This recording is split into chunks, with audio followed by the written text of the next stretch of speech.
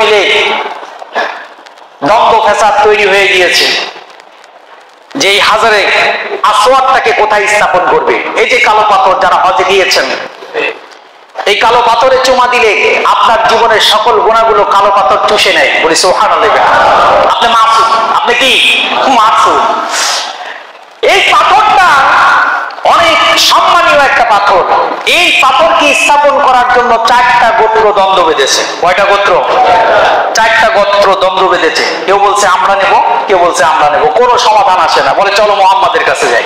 সুবহানাল্লাহ। বয়স কত? 17 বছর। কয় বছর? 17 বছর বয়স। বিশ্বনবীর কাছে গেলেন, বললেন মুহাম্মদ বড় ফ্যাসাদে পড়ে গেছে। তখনও বিশ্বনবী নবুয়ত পান নাই, পেয়েছেন? নবুয়ত পাওয়ার আগেই তার চরিত্রটা কেমন ছিল, তার উপরে মানুষ কতটা ডিপেন্ডেবল ছিল। এসে বলছে মুহাম্মদ, কারণ সেই সময় আরবের অনেক বড় বড় জ্ঞানী, গুণী, দার্শনিক, বিজ্ঞানী, অনেক বড় বড় শিক্ষিত মানুষ ছিল তারা। বিশ্বনবীর কাছে এসে বলছে মুহাম্মদ একটা সমাধান দাও। কই কি সমাধান? বলছে এই যে হাজার আসওয়াদ, এটা তো আমাদের সবার কাছে সম্মানী, কিন্তু আমাদের গোত্রীয় কলহ তৈরি হয়ে গেছে। কেউ বলছে আমরা রাখবো, কেউ বলছে আমরা রাখবো, কেউ বলছে আমরা রাখবো। এর একটা সমাধান দাও। বিশ্বনবী বললেন যাও একটা চাদর নিয়ে আসেন।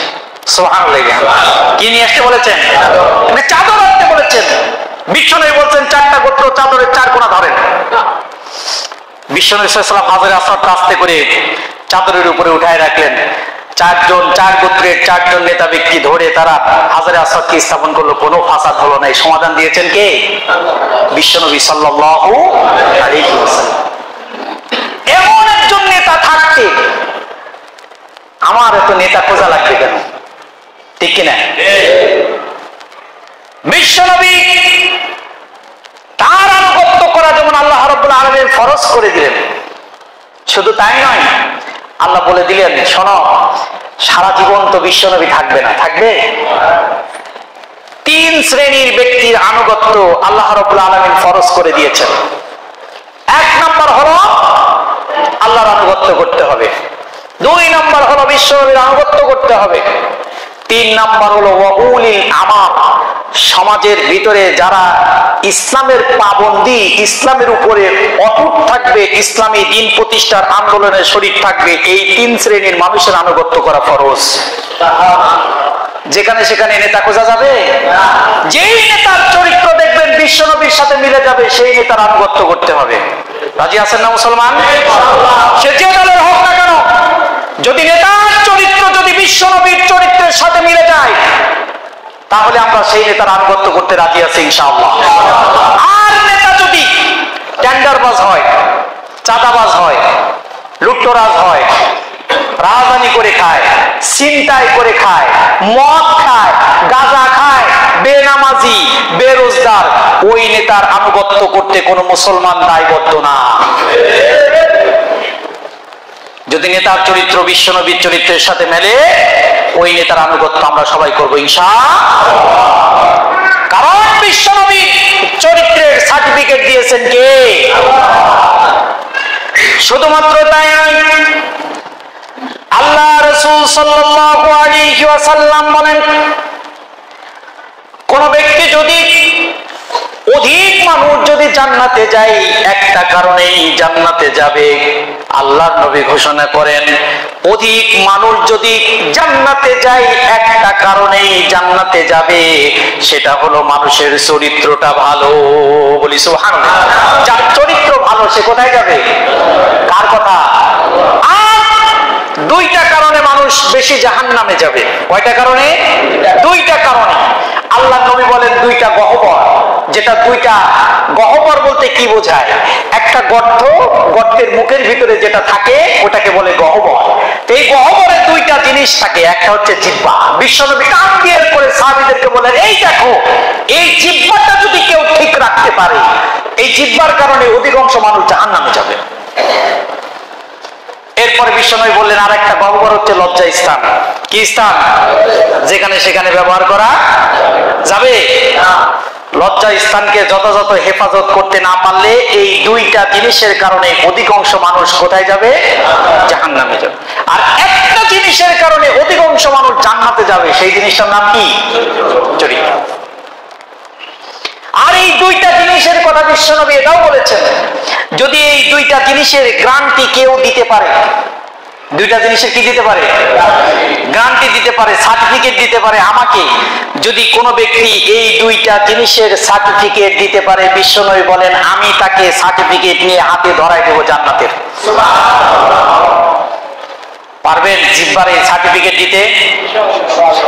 যেদিন থেকে আমাদের জীবনের গোনা লেখা শুরু হয়েছে সেদিন থেকে হিসাব করে দেখেন তো, এই জিহ্বা দিয়ে সব খালি ভালো ভালো কথা বলছে, তাই না?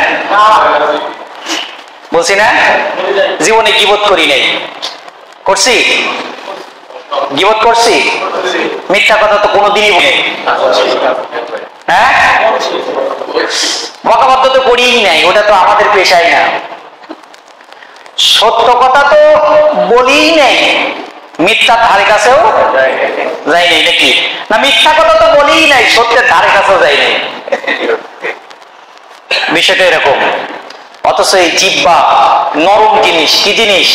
খালি নড়াচড়া করে, খালি কি করে? খুব খারাপ জিনিস, খুব কি জিনিস? প্রচন্ড খারাপ জিনিস, চুপ থাকতেই চায় না। এটা যদিও পুরুষ মানুষের চুপ রাখা একটু সহজ, কিন্তু মহিলা মানুষ যদি 2-3 জন এক জায়গায় হয়েছে তাহলে মাশাআল্লাহ ওই জিহ্বা আর জিহ্বা থাকে না, তখন জিহ্বা তখন মেশিনে পরিণত হয়ে যায়। কিসে পরিণত হয়? ও বউ কেরাম আছিস, কি খাইছিস, স্বামী কি করছে না করছে, কি হইলো না হইলো, মানে আল্লাহ দুনিয়ার কথা সমালোচনা করে, কি করে না? বিশ্বনবী বলেন এই জিহ্বাটা টান দিয়ে বের করে বলেন এই জিহ্বা সার্টিফিকেট দিতে পারবা?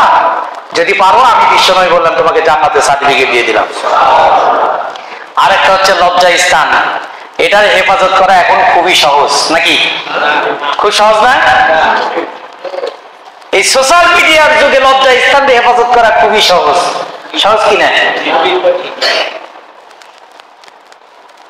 অনেকের এখন বিয়ে হওয়ার মাথায় 3-4 মাসের মাথায় বাচ্চা কাচ্চা হচ্ছে।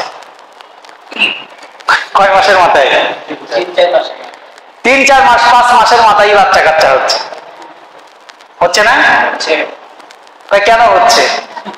কয় এর আগে মেলামেশা করছিলাম, ওটা ছিল হারাম, বিয়ে করে হালাল করে নিছে। বিয়ে করে কি করে নিছে? হালাল করে নিছে।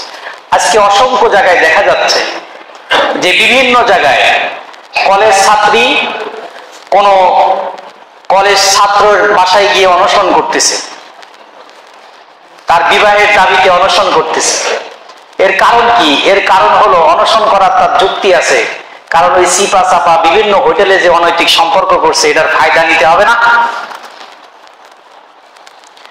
মেয়েরা খুব সহজেই এখন ছেলেদের কাছে নিজেদেরকে বিলিয়ে দিচ্ছে, এক কথায় 2 কথায় সম্পর্ক হয়ে যাচ্ছে।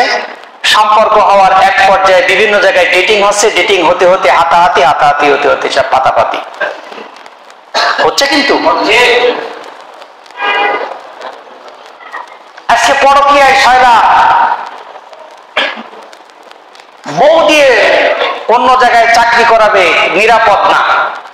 নিরাপদ আছে না? ঘরে রেখে গিয়ে যে চাকরি করবে নিজে, তাও নিরাপদ না, তাও কি না? নিরাপদ না।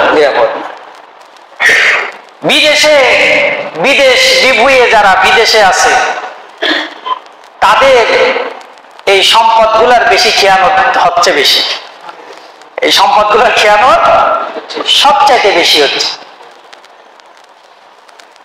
প্রিয় ভাইরা আমার, এই লজ্জা স্থানকে যদি হেফাজত করতে পারেন, ইমানের সাথে তাকওয়ার সাথে যদি হেফাজত করতে পারেন, আল্লাহ নবী বললেন যে তোরে আমি একটা জান্নাতের সার্টিফিকেট দিয়ে দিব।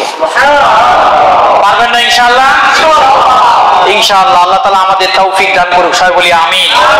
প্রিয় ভাইরা আমার, এটা ছিল আমাদের ব্যক্তিগত গুণাবলী গঠন করার কিছু মাধ্যম। যদি ব্যক্তির গুণকে পরিশুদ্ধ করতে পারি তাহলে আমরা সমাজকেও পরিশুদ্ধ করতে পারি।